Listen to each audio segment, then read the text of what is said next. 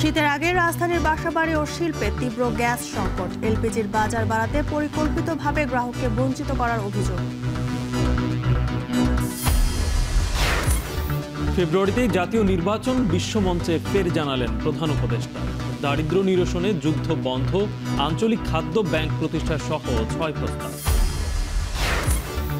চাকসু নির্বাচনের আগ মুহূর্তেও কোন্দলে বিপর্যস্ত ছাত্রদলের প্যানেল। অভিযোগ প্রত্যাখ্যান নেতাদের, পরিকল্পিত প্রচারণায় এগিয়ে ছাত্র শিবির।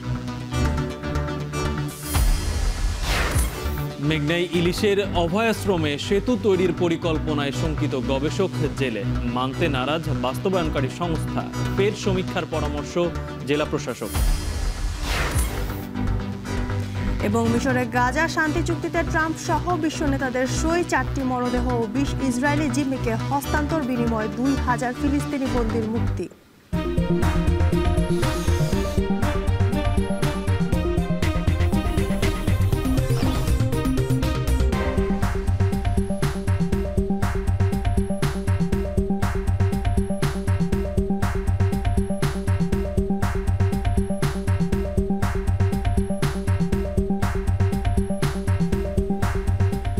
স্বাগত এখন সকালে। পুরো আয়োজনে আপনাদের সঙ্গে আছি আমরা দুজন, আমি জানসিন জুথিকা, আমি কালিব ইবনে রিয়াজ। আগামী ফেব্রুয়ারিতেই বাংলাদেশে জাতীয় নির্বাচন অনুষ্ঠিত হবে বলে ফের জানিয়েছেন প্রধান উপদেষ্টা ডক্টর মোহাম্মদ ইউনূস। সোমবার জাতিসংঘের খাদ্য ও কৃষি সংস্থার অধিবেশন ও ওয়ার্ল্ড ফুড ফোরামের উদ্বোধনী অনুষ্ঠানে বিশ্ব নেতাদের উদ্দেশ্যে দেয়া বক্তব্যে একথা জানান তিনি। এ সময় খাদ্য নিরাপত্তা ও দারিদ্র্যমুক্ত বিশ্ব গঠনে বিশ্বব্যাপী যুদ্ধ বন্ধ, আঞ্চলিক খাদ্য ব্যাংক প্রতিষ্ঠা সহ 6 দফা প্রস্তাব তুলে ধরেন ডক্টর ইউনূস। বিস্তারিত প্রতিবেদনে। জাতিসংঘের খাদ্য ও কৃষি সংস্থা FAO এর 80তম অধিবেশন ও ওয়ার্ল্ড ফুড ফোরামের উদ্বোধনী অনুষ্ঠানে মূল বক্তব্য রাখেন বাংলাদেশের অন্তর্বর্তীকালীন সরকারের প্রধান উপদেষ্টা ডক্টর মোহাম্মদ ইউনূস। প্রধান উপদেষ্টার বক্তব্যে ছাত্র জনতার গণ অভ্যুত্থান সহ বাংলাদেশের প্রেক্ষাপটও উঠে আসে। বিশ্বমঞ্চে আবারও বলেন, ফেব্রুয়ারিতেই নির্বাচন হবে, অন্তর্বর্তী সরকারের প্রধান হিসেবে তার দায়িত্বের শেষ অধ্যায়। ডক্টর ইউনূস বলেন, খাদ্য নিরাপত্তা ও দারিদ্র্যমুক্ত বিশ্ব গঠনে তরুণদের অংশগ্রহণ ও উদ্ভাবনী উদ্যোগই ভবিষ্যতের চাবিকাঠি। জলবায়ু পরিবর্তনের অভিঘাতে কৃষি খাতের ঝুঁকি মোকাবিলায় আন্তর্জাতিক সহযোগিতা ও প্রযুক্তি নির্ভর সমাধানের ওপর গুরুত্ব দেন তিনি। অধিবেশনে বাংলাদেশের খাদ্য ও কৃষি খাতের উন্নয়নে ডক্টর ইউনূসের নেতৃত্বাধীন অন্তর্ভুক্তিমূলক নীতি ও গ্রামীণ উন্নয়ন মডেলের প্রশংসা করা হয়। সানজিদা ইসলাম তন্নি, এখন বিশ্ব। শীত মৌসুম আসার আগেই তীব্র গ্যাস সংকটে বাসাবাড়িতে জ্বলছে না চুলা। রাজধানীর অনেক এলাকায় গ্যাসের সংকট রূপ নিয়েছে স্থায়ী সমস্যায়। একই চিত্র শিল্প কারখানাগুলোতে। বাধ্য হয়ে বিকল্প পথে ঝুঁকছেন ব্যবসায়ীরা। সংকট মোকাবেলায় কোনো সদুত্তর নেই তিতাসের কাছে। বিশেষজ্ঞরা বলছেন, এলপিজির বাজার সম্প্রসারণে বাসাবাড়িকে পরিকল্পিতভাবে ন্যায্য গ্যাস প্রাপ্তি থেকে বঞ্চিত করছে সরকার। মানবেন্দ্র বারৈয়ের ক্যামেরায় মাহবুব হাসান রিপনের প্রতিবেদন। মোহাম্মদপুরের বাসিন্দা আশরাফুন নিহার। প্রতিদিন সকালে নাস্তা তৈরি করাই তার জন্য চ্যালেঞ্জ। সন্তানের টিফিন পর্যন্ত দেয়া কঠিন হয়ে পড়ে। কেবল সকাল নয়, দিনের অধিকাংশ সময়ই থাকে না গ্যাস। বেবির নাস্তা, হাজবেন্ডের ব্রেকফাস্ট, টিফিন, এত কিছু হয়ই না। 7:30টার ভেতরে দেখা যাচ্ছে গ্যাস এত লো হয়ে যাচ্ছে, দুপুরের রান্নার কথা তো চিন্তাই করতে পারি না।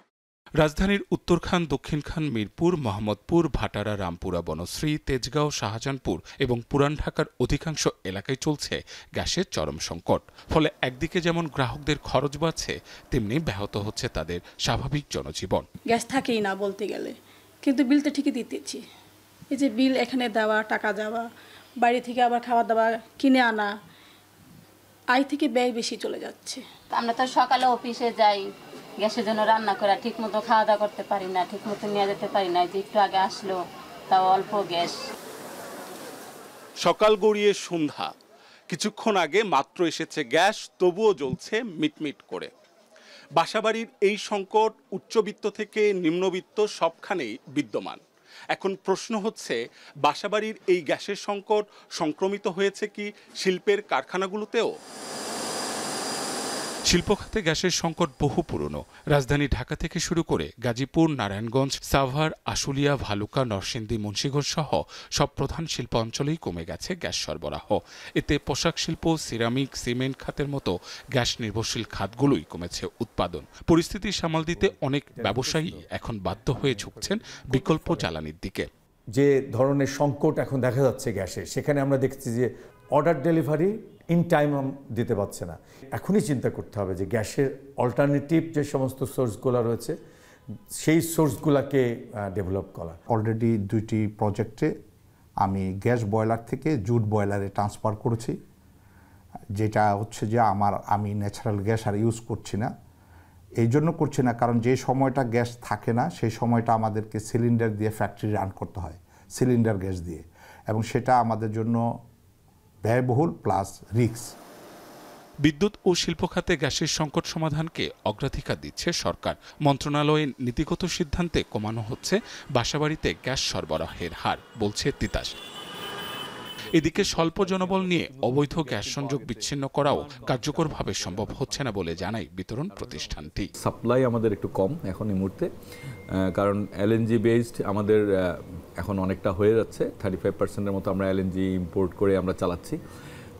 সেক্ষেত্রে সরকারের যে এলএনজি আমদানির যে নীতিমালা বা যে প্ল্যান, সে অনুযায়ী যখন বিদ্যুতের ডিমান্ডটা খুব বেশি থাকে গরমকালে, তখন এলএনজির পরিমাণটা একটু বৃদ্ধি আনে সরকার।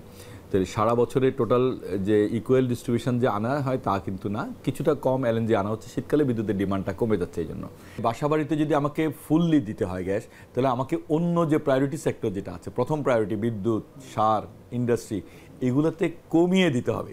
এই ক্ষেত্রে সরকারের কিছু ডিসিশনের বিষয় আছে। ঢাকার আমার ডিমান্ড হলো 150-60 মিলিয়ন গ্যাস দিলে আমার যে বৈধ কাস্টমার আছে কোনো সমস্যা নেই।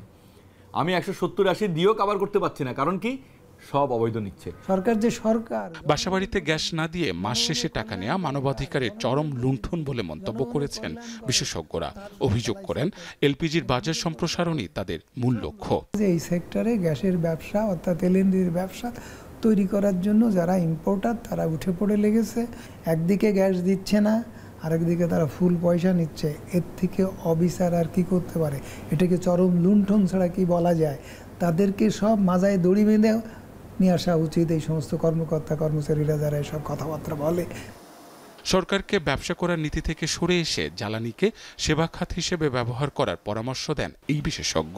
সার কারখানায় নিরবচ্ছিন্ন গ্যাস সরবরাহ নিশ্চিত করতে বাংলাদেশ জ্বালানি নিয়ন্ত্রণ কমিশনের প্রস্তাবিত 150% দাম বৃদ্ধিকে ভুল নীতি আখ্যা দেন তিনি। যখন সারের দাম বেড়ে যাবে তখন খাদ্য উৎপাদন কোত্থেকে হবে? আর খাদ্য উৎপাদন না হলে খাদ্যও কি সরকার আমদানি করে নিয়ে আসবে? এই প্রক্রিয়ায় সরকার তো খাদ্য সংকটে ফেলবে, সারা জনগণকে দুর্ভিক্ষ ডেকে আনবে। দেশে দৈনিক গ্যাসের চাহিদা অন্তত 420 কোটি ঘনফুট। তবে এলএনজি সহ বর্তমানে সরবরাহ হচ্ছে দিনে 250 থেকে 270 কোটি ঘনফুট। ফলে প্রতিদিন 150 থেকে 170 কোটি ঘনফুট গ্যাসের ঘাটতি থেকেই যায়। মাহবুব হাসান রিপন, এখন ঢাকা। রাজধানীর কলাবাগানে সোমবার রাতে একটি বাসার ডিপ ফ্রিজ থেকে তাসলিমা আক্তার নামে এক গৃহিণীর মরদেহ উদ্ধার করেছে পুলিশ। পুলিশ ও পরিবারের সদস্যরা জানান, দাম্পত্য কলহের জেরে তাসলিমাকে তার স্বামী নজরুল ইসলাম মাথায় হাতুড়ি দিয়ে আঘাত করে হত্যা করেন। নিহতের বড় কন্যা নাজিমা আক্তার জানান, তার বাবা নজরুল ইসলাম প্রায়ই মাদকাসক্ত থাকতেন এবং মায়ের ওপর নির্যাতন চালাতেন। সম্প্রতি স্ত্রীর চরিত্র নিয়ে সন্দেহ প্রকাশ করতেন অভিযুক্ত নজরুল ইসলাম, জানিয়েই ঝগড়া। কলাবাগান থানার ওসি ফজলে আশিক বলেন, অভিযোগের ভিত্তিতে পুলিশ কলাবাগানের বাসায় এসে দরজা ভেঙে ডিপ ফ্রিজ থেকে মুখ বাঁধা অবস্থায় তাসলিমার মরদেহ উদ্ধার করে। ঘটনার পর কলাবাগান থানা পুলিশ, সিআইডি ও পিবিআইয়ের টিম ঘটনাস্থলে উপস্থিত হয়ে তদন্ত শুরু করেছে।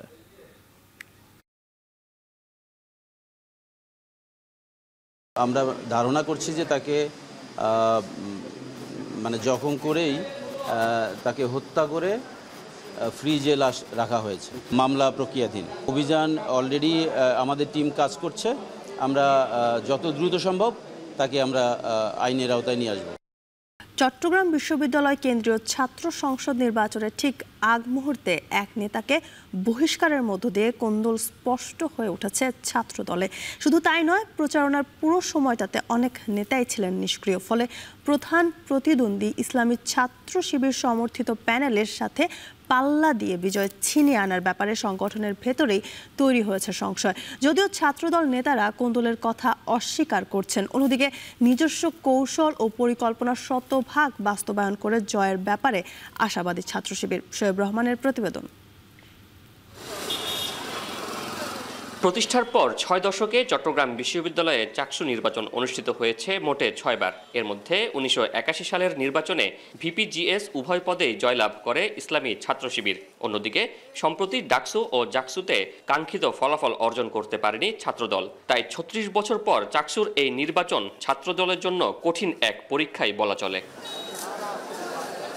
চাকসু নির্বাচন ঘিরে এরই মাঝে ছাত্রদলের কোন্দল স্পষ্ট হয়েছে। দলের সমর্থন না পেয়ে হতাশ হয়েছেন বহু প্রার্থী।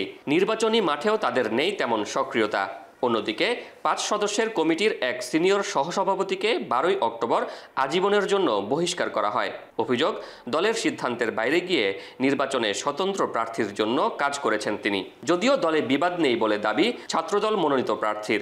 গঠনতন্ত্রের বাইরে যে হয়তো এখন পর্যন্ত ছাত্রদলের ওইভাবে কেউ বিদ্রোহ নির্বাচন করতেছে না, তো আর যারা করছিল তারা অবশ্যই আমাদেরকে সাপোর্ট দিয়েছে এবং তারা প্রচারণা আমাদেরকে সর্বোচ্চভাবে আমাদের পাশে আসছে। ছাত্রদলের সূত্র বলছে, প্রার্থী বাছাই থেকেই দলে মতবিরোধ তৈরি হয়।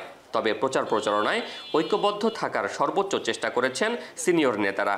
তাদের অভিযোগ, প্রশাসন একরোখা আচরণ করছে এবং প্রশাসনের গুরুত্বপূর্ণ পদে থাকা কিছু শিক্ষক শিবিরপন্থী। ফলে লড়াইটা অনেকটা প্রশাসনের সাথেও। এই প্রশাসন আসলে একটি পক্ষের দিকে চলে যায় আমরা দেখেছি। সেটার পরিপ্রেক্ষিতে হলগুলোতে সেই পক্ষের মানুষগুলো দায়িত্ব পায় এবং তাদের মানুষগুলোকে সুবিধা দেওয়ার বিষয়ে আমরা জানতে পেরেছি এবং সেই সুবিধার বিষয়গুলো আসলে এতদিন ধরে গোপনে ছিল, কিন্তু এখন আস্তে আস্তে ধীরে সেগুলো আমরা কিছুটা জানতে পারছি। নির্বাচনে ছাত্রদল ও ছাত্র শিবিরের প্রার্থীদের মধ্যেই মূল প্রতিদ্বন্দ্বিতা হবে বলে গুঞ্জন রয়েছে। তবে শিবিরের পরিস্থিতি অনেকটাই সুশৃঙ্খল বলে দাবি সংগঠনটির। দলের হাইকমান্ডের সিদ্ধান্তে প্রার্থিতা নির্ধারণ হয়েছে, নেই কোনো অসন্তোষ। প্রচারণায়ও নিজেরা কৌশলী ও সংগঠিত বলে দাবি শিবিরের। আমাদের শিক্ষার্থী ভাই বোনদের হয়তো নিরবিচ্ছিন্ন বিভিন্ন জায়গায় বিভিন্ন কটেজ ম্যাচ থাকার কারণে তাদের কাছে পৌঁছতে পারিনি। আমাদের স্ট্র্যাটেজির সবচেয়ে বড় জায়গা ছিল যে আমরা চেষ্টা করেছি যে কোনো ব্যক্তির হাত দিয়ে নয়, বরঞ্চ আমাদের নিজেদের লিফলেটটা আমরা যেন নিজেই আমার ভোটার যে ভাই এবং বোনটি রয়েছে তার কাছে আমরা পৌঁছাতে পারি। কাল বুধবার অনুষ্ঠিত হবে 7ম চাকসু নির্বাচন, যেখানে প্রায় 27,500 শিক্ষার্থী ভোটের মাধ্যমে নিজেদের প্রতিনিধি নির্বাচিত করবেন। শোয়েব রহমান, এখন, চট্টগ্রাম। চাঁদপুর শরীয়তপুর জেলার মাঝ দিয়ে বয়ে যাওয়া মেঘনা নদীর বুকে সেতু নির্মাণের উদ্যোগ নিয়েছে সরকার। সেতু কর্তৃপক্ষের দাবি, ইতিমধ্যে শেষ হয়েছে ফিজিবিলিটি স্টাডির কাজ। কিন্তু বর্তমানে এই রুটে চলাচলকারী ফেরিগুলো ভুগছে যানবাহন সংকটে।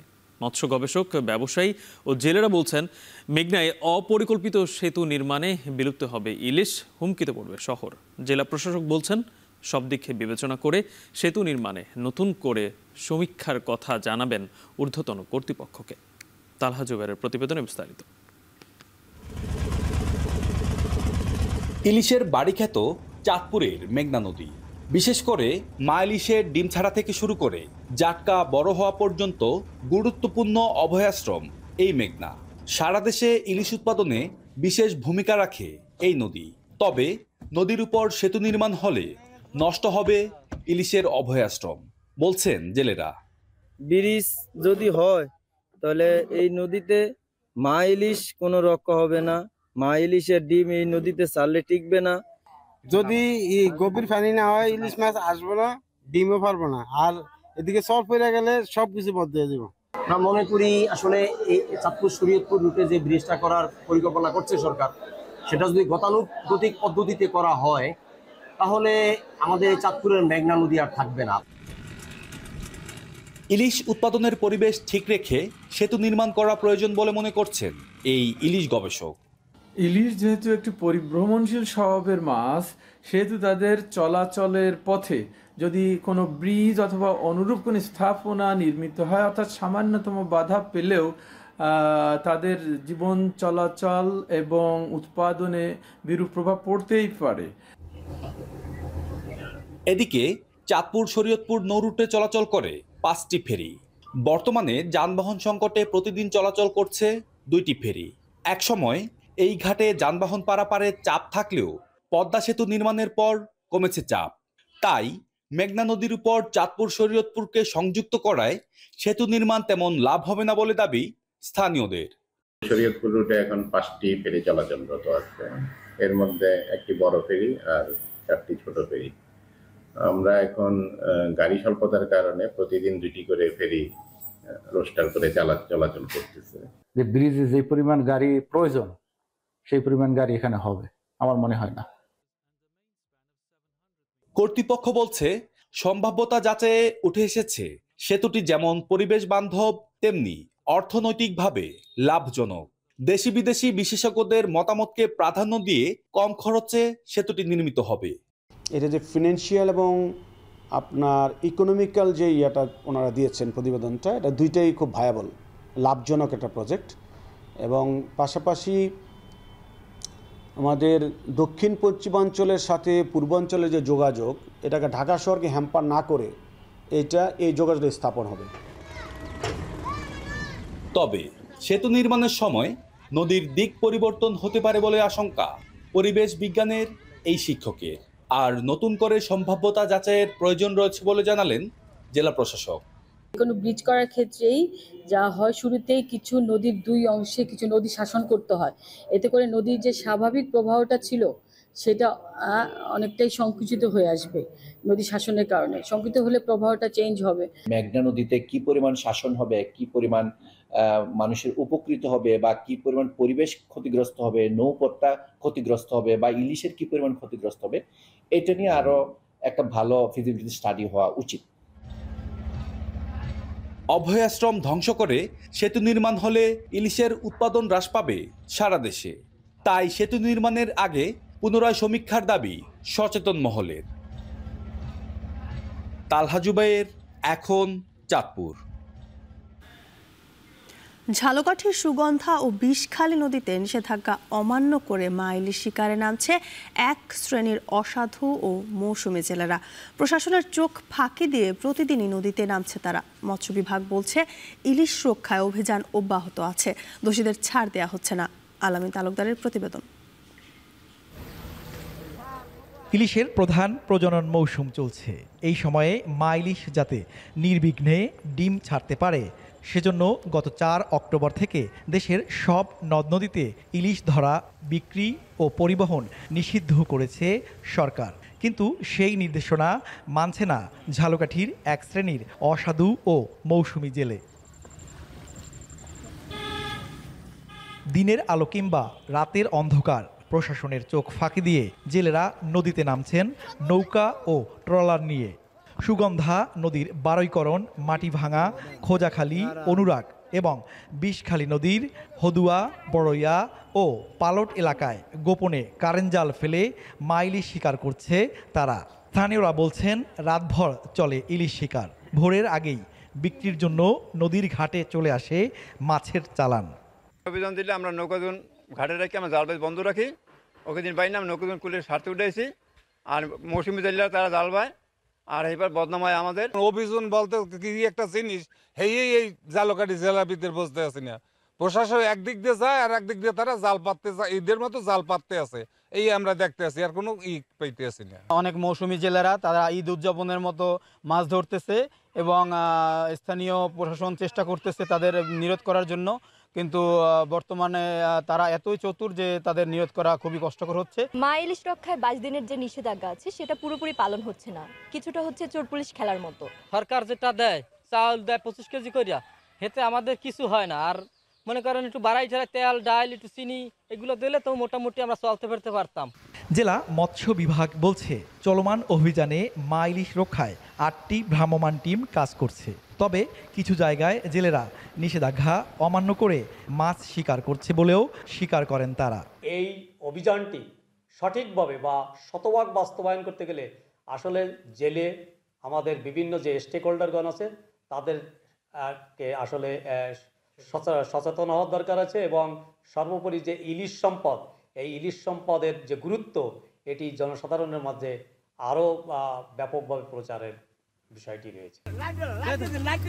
চলমান অভিযানে গত 10 দিনে ঝালকাঠিতে 20 জন জেলেকে বিভিন্ন মেয়াদে কারাদণ্ড দেওয়া হয়েছে। জব্দ করা হয়েছে প্রায় 5 লাখ মিটার অবৈধ কারেন্ট জাল।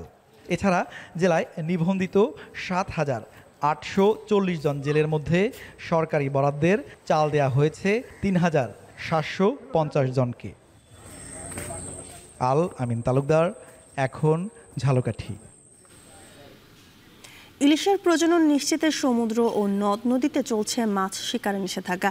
এতে পটুয়াখালীর বাজারে দেখা দিয়েছে সরবরাহ সংকট, চাহিদা বেড়েছে চাষের মাছের। এ নিয়ে আরও জানাতে কলাপাড়া পাইকারি মাছ বাজার থেকে যুক্ত হচ্ছেন সহকর্মী জসিম পারভেজ। জসিম, মাছের বাজার কেমন দেখছেন এবং কোন মাছ কত টাকায় বিক্রি হচ্ছে জানাবেন।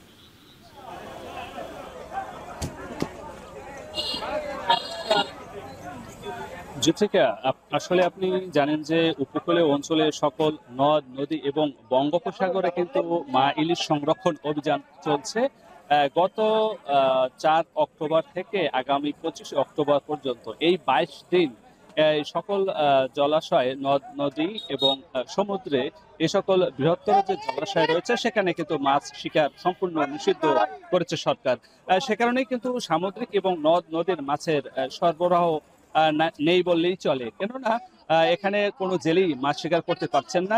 জেলা প্রশাসন, উপজেলা প্রশাসন এবং মৎস্য অধিদপ্তর সহ আইন শৃঙ্খলা বাহিনী তারা কিন্তু কঠোর নজরদারি রেখেছে এবং এই কারণেই কিন্তু এখন যে পুকুর, ঘের সহ অন্যান্য যে জলাশয় রয়েছে সে সকল জলাশয়ের মাছের সরবরাহ কিছুটা রয়েছে উপকূলীয় অঞ্চলের বিভিন্ন হাট বাজারে। আমি এখন দাঁড়িয়ে আছি পটুয়াখালী কলাপাড়ার নাসনাপাড়া মডেল পাইকারি মাছ বাজারে। এখানে আজ আমরা দেখেছি যে 1 কেজি ওজনের যে রুই মাছ, সেই রুই মাছ প্রতি কেজি বিক্রি হচ্ছে 350 থেকে 370 টাকা এবং কাতল বিক্রি হচ্ছে 360 থেকে 370 টাকা এবং কালীবাউস যে মাছ সেগুলো বিক্রি হচ্ছে 350 থেকে 400 টাকা পর্যন্ত। এছাড়া যে তেলাপিয়া মাছ বিক্রি হচ্ছে প্রতি কেজি 150 থেকে 250 টাকা। এছাড়া যে নদ নদীতে মাছ শিকার বন্ধ থাকার পরও কিন্তু বিভিন্ন সোতা খাল এবং ছোট ছোট জলাশয়ে যে বড়শি দিয়ে জেলেরা মাছ শিকার করছে, সেখানে পোয়া মাছ শিকার করছেন এবং ফাইসা মাছ শিকার করছেন। সেগুলো পোয়া মাছ প্রতি কেজি বিক্রি হচ্ছে 400 টাকা এবং ফাইসা মাছ প্রতি কেজি বিক্রি হচ্ছে 170 থেকে 200 টাকা প্রতি কেজি এবং চাষ কোরাল বিক্রি হচ্ছে 650 থেকে 700 টাকা। এছাড়া যে শোল বিক্রি হচ্ছে 400 থেকে 500 টাকা প্রতি কেজি এবং চিংড়ি, বিভিন্ন প্রকারের চিংড়ি রয়েছে, সে সকল চিংড়ি প্রতি কেজি বিক্রি হচ্ছে 500 থেকে 1000।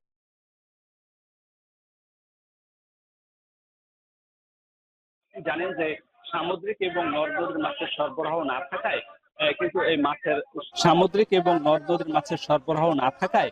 কিন্তু এই মাছের সরবরাহ কম রয়েছে, চাহিদার তুলনায় কম, সে কারণে দামটা চড়া রয়েছে।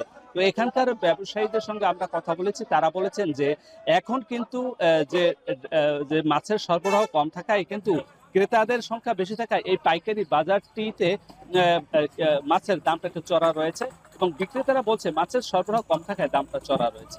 এই ছিল আমার কাছে সবশেষ। পটুয়াখালী থেকে মাছের বাজারের খবর জানাতে যুক্ত ছিলেন সহকর্মী জসিম পারভেজ।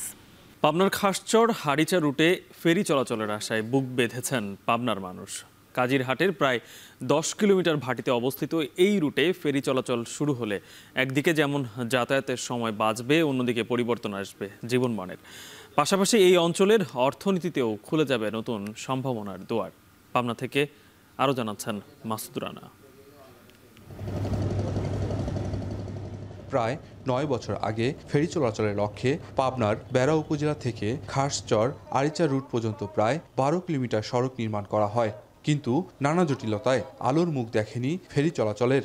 দেরিতে হলেও নতুন করে সেই উদ্যোগ নিয়েছে সরকার। প্রস্তাবিত আরও 5.5 কিলোমিটার সড়ক নির্মাণ কাজের পরিদর্শন করেছেন সড়ক পরিবহন ও মহাসড়ক বিভাগের সিনিয়র সচিব। প্রকল্প বাস্তবায়ন হলে ১৬ কিলোমিটার নদীপথ কমে দাঁড়াবে মাত্র ৪ কিলোমিটারে। পাবনা থেকে সিরাজগঞ্জ যমুনা সেতু হয়ে ২৫০ কিলোমিটার নদীপথ কমে দাঁড়াবে ১৪৭ কিলোমিটারে। এতে নদীপথের সময় সাশ্রয় হবে ১ ঘন্টা। এদিকে খাসচর হতে লিং রোড হয়ে পাবনা থেকে ঢাকায় চলাচলের সময় লাগবে ৩ ঘন্টা। ফলে ঢাকার সাথে উত্তর অঞ্চলের যোগাযোগ আরও সহজ হবে, পরিবর্তন ঘটবে জীবনমানের, উন্নতি হবে অর্থনীতিরও। আর কৃষকরাও উৎপাদিত পণ্য সরাসরি রাজধানী নিয়ে বিক্রয় করে লাভবান হবে বলে মনে করছেন স্থানীয়রা। ঢাকা যাওয়া তাড়াতাড়ি হবে, 20 মিনিটে ফেরি পারাপার হবে। এই খয়ের চর থেকে যদি পার হওয়া যায় তাহলে আমাদের প্রায় ফেরিতে 20 মিনিট সময় লাগবে। তো আসলে এই রোডটা হয়ে যদি এখানে ফেরি চলাচল করে তো আমাদের জন্য এবং পাবনাবাসীর জন্য অনেক সুবিধা হবে। এখানে ফেরিঘাট স্থানান্তর হলেই পরে নতুন ফেরিঘাট এখানে হলে দ্রুততম সহজে আমরা ঢাকা পৌঁছাতে পারবো। এখানে কৃষক তার কাঁচামাল দ্রুত ঢাকা পৌঁছাতে পারবে এবং ন্যায্য মূল্য পাবে। প্রস্তাবিত এই সড়ক পরিদর্শন করে সড়ক পরিবহন ও মহাসড়ক বিভাগের সিনিয়র সচিব বলেন, সড়কের উপর চাপ কমাতেই নানাবিধ উদ্যোগ নিয়েছে সরকার। দ্রুত এই প্রকল্পটি বাস্তবায়নের কাজ করা হচ্ছে। ইতিমধ্যে এখানে ঢালার চরে রেলের আসছে। আমরা চাচ্ছি যে আপনারা কাজিরহাট না নেমে যদি আমরা রাস্তা করে দেই তাহলে নারাদহ পর্যন্ত আনলে আপনি এখানে যদি আমি খাসের চর পর্যন্ত নিয়ে যেতে পারি, আপনাদের মাত্র 4 কিলোমিটার রাস্তা নৌপথে পাড়ি দিলেই আপনারা সহজে পাবনা বা ঢাকায় চলে যাবেন। পাবনাবাসীর দীর্ঘদিনের প্রত্যাশিত এই প্রকল্প দ্রুত বাস্তবায়ন হলে কেবল যাতায়াতই নয়, উত্তরাঞ্চলের মানুষের জীবনের মানও উন্নতি ঘটবে। মাসুদ রানা, এখন, পাবনা। অনুকূল আবহাওয়ায় চাঁপাইনবাবগঞ্জে পানের ফলন ভালো হলেও বাজারের দাম না পাওয়ায় হতাশ চাষিরা। গত বছর বড় আকারের 1 পণ পানের দাম ছিল 130 থেকে 140 টাকা। এবার সেই দাম নেমে এসেছে মাত্র 30 থেকে 40 টাকায়। সার, কীটনাশক ও শ্রমিকের খরচ মিটিয়ে লাভ হচ্ছে না কৃষকের। আমদানি বেশি হওয়ার দরপতনে জেলার পান চাষিরা। সোহান মাহমুদের পাঠানো তথ্য ও ছবিতে প্রতিবেদন। চাঁপাইনবাবগঞ্জ সদর উপজেলার যাদবপুর গ্রামের বাসিন্দা পান চাষী মইজুদ্দিন চলতি বছর এনজিও থেকে 50,000 টাকা ঋণ নিয়ে 10 কাঠা জমিতে পান চাষ করেন তিনি। কিন্তু ভরা মৌসুমেও আশানুরূপ দাম মিলছে না বলে দাবি তার। 80টি পাতা মিলে 1 পণ পান ধরা হয়। গত বছর 70 থেকে 80 টাকা পণ দরে যে পান বিক্রি করেছিলেন এবার তা নেমেছে 20 টাকায়। বাড়ির পাশে একটা এনজিও ছিল, এনজিওর কাছ থেকে একটা টাকা নিয়ে 10 কাঠা মাটিতে পান চাষ করতে গেছি। যে গতবার যে হারে পানের দাম ছিল ওই হিসাব করে আমরা আগাইতে লেগেছি, তো দেখছি পানের বাজারও নয়, বেচতে পারি না আর চালাতে পারি না, এনজিওকে টাকাও দিতে পারি না। চাষিরা জানান গত বছর বড় আকারের 1 পণ পানির দাম ছিল 130 থেকে 140 টাকা। এবার তা বিক্রি হচ্ছে মাত্র 30 থেকে 40 টাকায়। আর মাঝারি আকারের 70 থেকে 90 টাকার পান বিক্রি হচ্ছে 12 থেকে 15 টাকায়। 1 পণের দাম সব থেকে ছোট সাইজ যেটা ছিল 30 থেকে 40 টাকা, 25 টাকা। আর এবার আসছে ওই পান 3 টাকা, 4 টাকা, 5 টাকা। এই জন্য আমাদের কৃষকের অবস্থা ভালো না। লতা জাতীয় জিনিস যত বৃষ্টিপাত হবে তত আর কি বড় হবে, আর বড় হলে কিন্তু পাতা বেশি ধরবে। পাতা বেশি ধরার কারণে আমাদের বাজারে পানের দাম একদম কম। এবারকার ছোট পানটা ধরেন যে লাইনে 5 টাকা দিলেও মনে হয়েছে যে লিবে না। মাঝারিটা 7 টাকা, 8 টাকা, 10 টাকা, বড়টা 20 টাকা, 25 টাকা। 2 লক্ষ টাকা তো বর নিয়ে এখনো লস আছে, লাভ করতে পারি না। উৎপাদন বেশি, বর্ষার কারণে উৎপাদন বেশি, ফলনও বেশি, কিন্তু দাম নেই।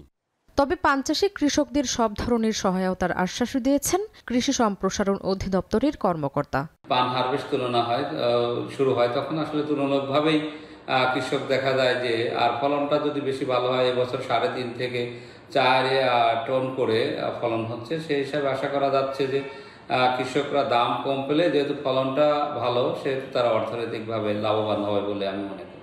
কৃষি বিভাগ বলছে জেলায় এবার গত বছরের চেয়ে পান চাষ কমেছে। গত বছর 17 হেক্টর জমিতে পান চাষ হয়েছিল, এবার তা কমে হয়েছে 15 হেক্টর। এখন চাঁপাইনবাবগঞ্জ। এবার আন্তর্জাতিক প্রসঙ্গ। মিশরে গাজা শান্তি চুক্তির নথিতে সই করেছেন মার্কিন প্রেসিডেন্ট ডোনাল্ড ট্রাম্প সহ বিশ্ব নেতারা। স্থানীয় সময় সোমবার মিশরের শার্ম আল শেখ শহরে শান্তি সম্মেলনের উদ্বোধনী বক্তব্য শেষে সবার আগে নথিতে সই করেন ট্রাম্প। আর গাজা যুদ্ধবিরতিতে ভূমিকা রাখায় মিশর, কাতার এবং তুরস্ক সহ সংশ্লিষ্ট আরব ও মুসলিম দেশের নেতাদের ধন্যবাদ জানান মার্কিন প্রেসিডেন্ট। আরও জানাচ্ছেন সঞ্জিদা ইসলাম। গাজায় সংঘাত থামাতে মিশরের শার্ম আল শেখ শহরে শান্তি সম্মেলনে জড়ো হন বিশ্বের ২৮টি দেশের রাষ্ট্রপ্রধানরা। সেখানে গাজা চুক্তিতে সই করেছেন মার্কিন প্রেসিডেন্ট ডোনাল্ড ট্রাম্প সহ অন্যান্য রাষ্ট্রনেতারা। শান্তি সম্মেলনে উদ্বোধনী বক্তব্য শেষে সবার আগে চুক্তির নথিতে সই করেন ট্রাম্প। এরপর মিশরের প্রেসিডেন্ট সিসি আল ফাত্তাহ, তুরস্কের প্রেসিডেন্ট এরদোয়ান এবং কাতারের আমির শেখ তামিম সহ অন্য বিশ্ব নেতারা নথিতে সই করেন। স্বাক্ষরিত নথি সম্পর্কে তাৎক্ষণিকভাবে বিস্তারিত কোনো তথ্য জানা যায়নি। স্বাক্ষরের পর ট্রাম্প বলেন এটি কার্যকর থাকবে। চুক্তি সইয়ের পর বক্তব্য দেন বিশ্ব নেতারা। এ সময় গাজা যুদ্ধবিরতিকে বড় অর্জন মন্তব্য করে ডোনাল্ড ট্রাম্পের ভূমিকার প্রশংসা করেন মিশরের প্রেসিডেন্ট। আর মিশরের সর্বোচ্চ রাষ্ট্রীয় সম্মান দ্য অনার অব দ্য নীল প্রদানের জন্য সিসিকে ধন্যবাদ জানান ট্রাম্প।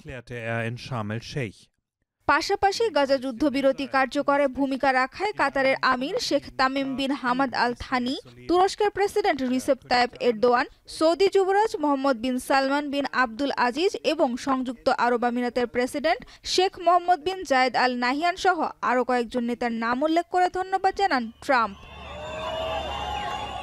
এদিকে যুদ্ধবিরতি চুক্তির প্রথম ধাপ অনুযায়ী এরই মধ্যে ২০ জন জীবিত ইসরায়েলি ও ৪ জনের মরদেহ হস্তান্তর করেছে হামাস। অন্যদিকে ধাপে ধাপে মুক্ত করা হচ্ছে প্রায় ২,০০০ ফিলিস্তিনি বন্দীকে। সঞ্জিদা ইসলাম তন্নি, এখন বিশ্ব। ইসরায়েলে বন্দী সব ফিলিস্তিনিকে ধাপে ধাপে মুক্তি দিচ্ছে হামাস। তবে ফিলিস্তিনের স্বাধীনতা আন্দোলনের অন্যতম নেতা মারওয়ান বারঘৌতিকে এবারও মুক্তি দিচ্ছে না তেল আবিব। ডোনাল্ড ট্রাম্পের প্রস্তাবিত চুক্তির আওতায় হামাস মারওয়ান বারঘৌতি সহ প্রায় ২,০০০ ফিলিস্তিনি বন্দির মুক্তির তালিকা দিয়েছিল ইসরায়েলের কাছে। পরে বন্দি মুক্তির তালিকা থেকে বারঘৌতির নাম কেটে দেয় ইসরায়েলের প্রধানমন্ত্রীর কার্যালয়। বিশ্লেষকরা বলছেন বারঘৌতির জনপ্রিয়তাকে ভয় পেয়েই তাকে মুক্তি না দেওয়ার সিদ্ধান্ত নিয়েছে নেতানিয়াহু। সঞ্জিদা ইসলাম তন্নির আরও একটি প্রতিবেদন। অবশেষে ধাপে ধাপে কার্যকর হতে যাচ্ছে ইসরায়েল হামাস যুদ্ধবিরতি ও বন্দি বিনিময় চুক্তি। এরই মধ্যে মুক্তি পেয়েছে হামাসের হাতে বন্দি থাকা ইসরায়েলি জিম্মিরা। আর ধাপে ধাপে ফিলিস্তিনি বন্দীদের মুক্তি দিতে শুরু করেছে নেতানিয়াহু প্রশাসন। বন্দি বিনিময়ের এই চুক্তিতে ইসরায়েলে বন্দি থাকা সকল ফিলিস্তিনি মুক্তি পেলেও বন্দি থাকবেন ফিলিস্তিনের স্বাধীনতা আন্দোলনের অন্যতম জনপ্রিয় নেতা মারওয়ান বারঘৌতি। গেল ২৩ বছর ধরে বন্দি থাকা এই ফিলিস্তিনিকে মুক্তি দেওয়া হচ্ছে না বলে জানিয়েছে নেতানিয়াহুর কার্যালয়। ৬৬ বছর বয়সী এই রাজনীতিক ২০০২ সালে ইসরায়েলে এক বিতর্কিত বিচারের পর থেকে বন্দী আছেন। বর্তমানে প্রায় ১০,০০০ ফিলিস্তিনি বন্দীর মধ্যে বারঘৌতি সবচেয়ে পরিচিত মুখ। সম্প্রতি করা বিভিন্ন জনমত জরিপ অনুযায়ী পশ্চিম তীর ও গাজায় ৫০% বেশি মানুষের কাছে জনপ্রিয় বারঘৌতি। ফিলিস্তিনের স্বাধীনতাকামী গোষ্ঠী হামাস বা দেশটির বর্তমান প্রেসিডেন্ট মাহমুদ আব্বাস কারো সমর্থন এত বেশি নয়। ১৯৫৯ সালে পশ্চিম তীরের রামাল্লায় জন্ম হয় মারওয়ান বারঘৌতির। ১৫ বছর বয়সে তিনি যোগ দেন ফাতাহ আন্দোলনে। ২০০২ সালে ৫টি হত্যার অভিযোগে তাকে গ্রেপ্তার করে ইসরায়েল। বিভিন্ন মানবাধিকার সংস্থাও বলছে বারঘৌতির বিচার ছিল আন্তর্জাতিক আইনের সুস্পষ্ট লঙ্ঘন। দক্ষিণ আফ্রিকার নেতা নেলসন ম্যান্ডেলার সঙ্গে তার তুলনা টানেন অনেকেই। ম্যান্ডেলার মতো বারঘৌতিও দীর্ঘ কারাবাসের মধ্যেই ফিলিস্তিনের জন্য ঐক্যের বার্তা ছড়িয়েছেন। ২০০৬ সালে বন্দিদশায় তিনি সহবন্দীদের সঙ্গে প্যালেস্টিনিয়ান প্রিজনার্স ডকুমেন্ট প্রকাশ করেন, যেখানে পূর্ব জেরুজালেমকে রাজধানী করে ১৯৬৭ সালে দখলকৃত সব ভূখণ্ডে একটি স্বাধীন রাষ্ট্র প্রতিষ্ঠার আহ্বান জানানো হয়। হামাস, ফাতাহ ও অন্যান্য গোষ্ঠীর নেতারা এতে স্বাক্ষর করেন, যা তার জনপ্রিয়তাকে আরও বিস্তৃত করে। বিশ্লেষকদের মতে বারঘৌতি ফিলিস্তিনি রাজনীতির এমন এক প্রজন্মের প্রতিনিধি যারা দলীয় রাজনীতির বিভাজন পেরিয়ে জাতীয় ঐক্যের রাজনীতি চায়। ২০১৭ সালে বারঘৌতির নেতৃত্বে কারাগারে এক দীর্ঘ অনশন কর্মসূচি অনুষ্ঠিত হয়। এর ফলে ফিলিস্তিনি বন্দীদের সাক্ষাৎ ও চিকিৎসা অধিকার কিছুটা সম্প্রসারিত হয়। তবে 2023 সালের অক্টোবরে হামাস হামলার পর থেকেই তিনি আবারও একাকী সেলে রয়েছেন। বন্দী জীবনে বিভিন্ন নির্যাতন সহ্য করেও বারঘৌতি এখনও ফিলিস্তিনি প্রতিরোধের অন্যতম প্রতীক, যিনি ফিলিস্তিনের স্বাধীনতার জন্য ব্যক্তিগত জীবনের সবকিছুই বিসর্জন দিয়েছেন। সানজিদা ইসলাম তন্নি, এখন বিশ্ব। এক সপ্তাহের কম সময়ে আবারও রেকর্ড স্পর্শ করেছে স্বর্ণের দাম। সোমবার প্রথমবারের মতো প্রতি আউন্স স্বর্ণের দাম $4,100 ছাড়িয়ে গেছে। অর্থাৎ এদিন এক ধাক্কায় প্রতি আউন্স স্বর্ণের দাম বেড়েছে 2.2% পর্যন্ত। বার্তা সংস্থা রয়টার্সের প্রতিবেদনে বলছে, যুক্তরাষ্ট্র ও চীনের মধ্যে নতুন করে শুরু হওয়া বাণিজ্য উত্তেজনা এবং বিভিন্ন দেশের কেন্দ্রীয় ব্যাংকগুলোর স্বর্ণ কেনার প্রবণতা বৃদ্ধির কারণে লাফিয়ে লাফিয়ে বাড়ছে স্বর্ণের দাম। চলতি বছর স্বর্ণের দাম বেড়েছে 56% পর্যন্ত। গেল সপ্তাহেই প্রথমবারের মতো $4,000 মাইল ফলক অতিক্রম করেছে স্বর্ণের দাম। বাজার বিশ্লেষকদের আশঙ্কা, স্বর্ণের দামের ঊর্ধ্বমুখী ধারা ভবিষ্যতে আরও চমক দেখাতে পারে। 2026 সালের শেষ দিকে মূল্যবান এই ধাতুর দাম আউন্স প্রতি $5,000 ছাড়াতে পারে, এমন পূর্বাভাস দিচ্ছেন তারা।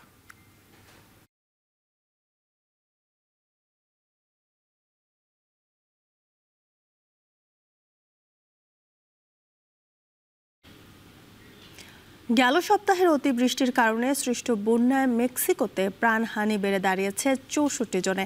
এখনও সন্ধান মেলেনি আরও 65 বাসিন্দার। মেক্সিকান সরকার জানিয়েছে, অতিবৃষ্টির কারণে গালফ উপকূল ও মধ্যাঞ্চলে বন্যা ও ভূমিধসের কারণে এই ব্যাপক প্রাণহানির ঘটনা ঘটেছে। দেশটির আবহাওয়া অফিস জানায়, বর্ষা মৌসুমের শেষ থেকে অপ্রত্যাশিত একটি নিম্নচাপ দেখা যায়। কয়েক মাসের টানা বৃষ্টিতে মেক্সিকান নদীগুলো এমনিতেই ভরা ছিল। নিম্নচাপের কারণে নদীগুলোর পানি বেড়ে লোকালয়ে চলে আসে। বন্যা পরিস্থিতি মোকাবেলা, সংস্কার ও উদ্ধার অভিযান জোরদার করতে মন্ত্রিসভার সদস্যদের সঙ্গে জরুরি বৈঠকের ঘোষণা দিয়েছেন মেক্সিকোর প্রেসিডেন্ট ক্লোডিয়া শেনবাউন। ক্ষতিগ্রস্ত 1 লাখ বসতবাড়ি মেরামতে দেয়া হবে সরকারি প্রণোদনাও। তবে অন্তত 5টি অঙ্গরাজ্যে বিচ্ছিন্ন হয়ে যাওয়া বিদ্যুৎ সংযোগ আবারও মেরামত করা হয়েছে। পানিবাহিত রোগ ও ডেঙ্গু প্রতিরোধে জোর দিচ্ছে প্রশাসন।